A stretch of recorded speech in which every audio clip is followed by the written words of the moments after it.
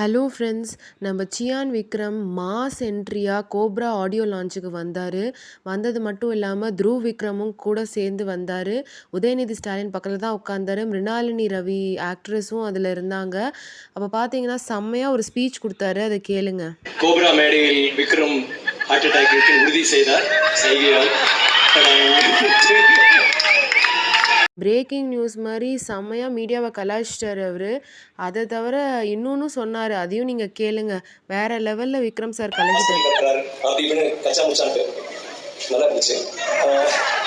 ஏன்னா சில பேர் வந்து நல்ல தம்ப்நெயில்ல வந்து போட்டோஷாப் பண்ணி பாவம் யாரோ ஒரு பேஷண்ட் உடம்புல என் மூஞ்சி போட்டு ரொம்ப கிரியேட்டிவா தான் பண்ணிருந்தாங்க. நல்லா இருந்துச்சு. தேங்க்யூ. அது பரவாயில்ல, நம்ம என்னமோ பார்த்துட்டோம், இதெல்லாம் ஒன்றும் இல்லைன்னு எனக்கு தோணுது. ஏஆர் ரஹ்மான் சார் ஒரு லைவ் பர்ஃபார்மன்ஸ் கொடுத்துருப்பாரு. அதுக்கப்புறம் பார்த்தீங்கன்னா விக்ரம் சார் இன்னும் பங்கமாக கலாய்ச்சாரு. அதையும் கேளுங்க, வேற லெவல்.